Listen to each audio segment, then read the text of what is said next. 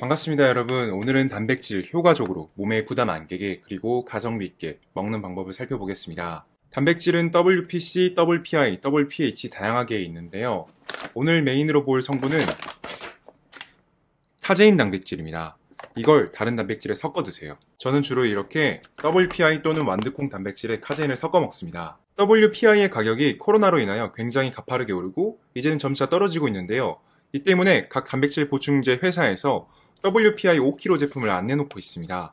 저도 이제 다 떨어져서 사야 하는데요. 제품이 안 나옵니다. 어쨌든 유천 단백질의 가격과 단백질 회사들의 경제적인 사정이 맞물려서 유청 단백질이 가격이 굉장히 비효율적이게 됐습니다. 여기에 좋은 대안이 바로 완두콩 단백질입니다.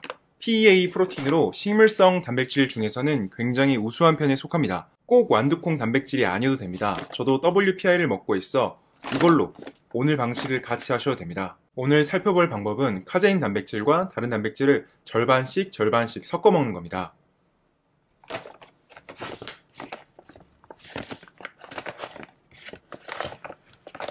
꼭 정확하게 절반이 되지 않아도 괜찮습니다.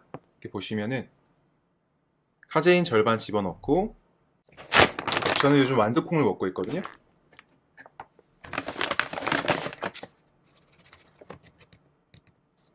이거를 임의적으로 한 절반씩 이렇게 섞어가지고 먹으면 됩니다. 저 같은 경우에는 단백질이 굉장히 안 섞이기 때문에 믹서기로 갈아 먹는데요.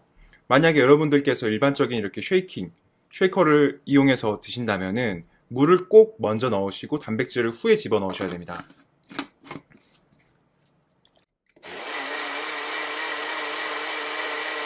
이런 식으로 말이죠. 완두콩 단백질은 웨이 프로틴, 즉 육청 단백질과 비교해 보아도 구성과 함량에서는 밀리지 않습니다. 다만 절대적으로 단백질 질이 떨어지기에 이것만 단독으로 먹기에는 좀 그렇습니다. 완두콩 단백질은 아르기닌의 퍼센테이지가 높아 피로회복적 측면에서는 더 괜찮습니다. 아미노산들의 구성이 웨이 프로틴과 거의 흡사하고 품질이 가격 대비로 막 떨어지는 게 아닌데요. 여기에 나온 그래프가 이제 단백질 보충제의 질을 결정하는 큰 도움이 되실 겁니다. 이해하기도 편하고요. PDC-AAS와 DIAAS라는 단백질의 질을 결정하는 수치들이 있습니다. 아, 이런 게 있다. 이 정도만 생각해 주시면 됩니다. 몸에 흡수되는 양을 보는 건데요. 먹어도 흡수가 돼야지 똥으로, 변으로 빠져나가면 의미가 없잖아요.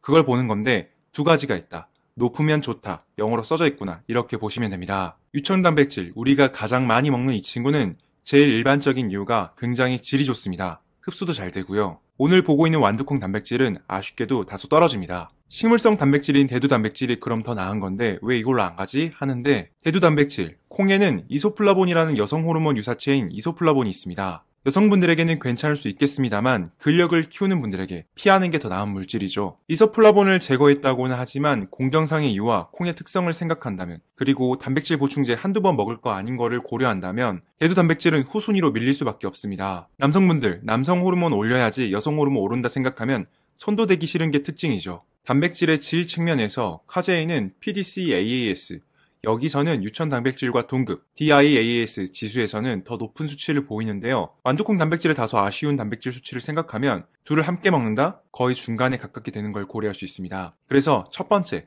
단백질의 질 측면에서 카제인과 완두콩 단백질은 적절히 섞어 먹었을 때 좋습니다. 두 번째로, 단백질 보충제를 먹고 있긴 한데 이게 안 좋은가? 어떤 게 몸에 안 좋지? 이런 느낌이 아예 사라질 수는 없습니다. 단백질 보충제는 신장이나 이런 걸 떠나서 인슐린과 췌장 관점에서 좋지 않습니다. 아주 간단하게 설명하면 몸에 너무 빨리 흡수된다는 거예요. 여기 그래프를 보더라도 인슐린 농도가 빠르게 올라가는 걸 알 수가 있죠. WPH는 더 인슐린 피크가 높게 올라가는 걸 알 수가 있습니다. 스테로이드를 투여하거나 약물을 사용하는 사람들에게는 인슐린 피크가 자주 빠르게 유도되면 좋지만 저희 같은 일반인들 수준에서 이러한 인슐린 피크의 빠른 유도는 췌장에 타격을 주기 쉽습니다. 한국인들의 유전적인 특성, 서양인들에 비하여 췌장 크기가 작습니다. 그래서 인슐린이 자주 분비되면 쉽게 망가지고 당뇨병 걸릴 가능성이 높습니다. 이렇게 생각하면 되는데요. 인슐린 피크가 빠르게 유도되는 음식들은 췌장과 혈관 측면에서 좋을 게 하나도 없습니다. 단백질 보충제들, 빠른 흡수가 장점이지만 스테로이드를 사용하거나 완전 고강도 운동을 하는 분들이 아니라면 자연식단이 더 먼저고 중요하다. 이러한 사실은 자명하고 명백한 사실이죠. 자연식단이 몸에 부담을 덜 주는 것은 흡수되는데 시간이 더 오래 걸리기 때문인데요. 그래서 해결 방법은 카제인 단백질을 좀 섞는 겁니다. 흡수가 빠른 단백질과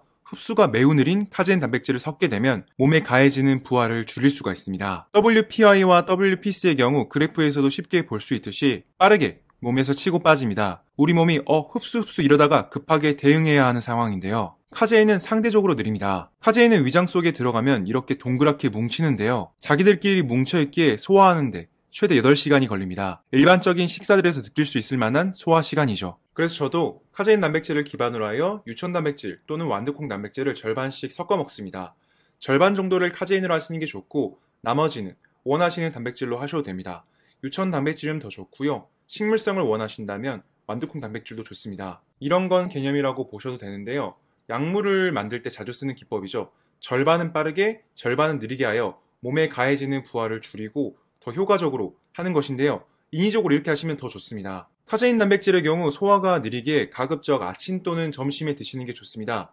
이게 원래는 저녁에 잘 때 먹어서 소화가 천천히 해서 잘 때도 근육을 합성하게 하는 것이 원래 목적인데 잘 때 위장 운동이 이루어지고 나면 인슐린이 나오고 이러면 당연히 수면에도 방해가 됩니다. 수면 방해는 아시듯이 삶의 질을 저하시킵니다. 잘 자야죠 사람이. 그래야지 호르몬 분비도 잘 되고 성장 호르몬 나오고 체중도 빠지고 근육 생성도 잘 됩니다. 그래서 아침 또는 점심인데 저는 주로 아침에 먹습니다. 소화가 생각보다 느리게 은근히 든든합니다. 단백질 보충제를 탈 때 물에 잘 녹는 WPI도 벽에 잘 달라붙는데요. 카제인은 더합니다. 그래서 보충제를 만드실 때 꼭 물을 미리 따라 놓으시고 그 다음에 보충제를 넣으셔야 벽에 묻는 비율이 굉장히 줄어들게 됩니다. 오늘은 단백질 보충제 조금 더 건강하고 효과적으로 먹는 방법에 대해서 알아보았습니다. 여러분들 건강에 조금이라도 도움이 되셨으면 합니다. 감사합니다.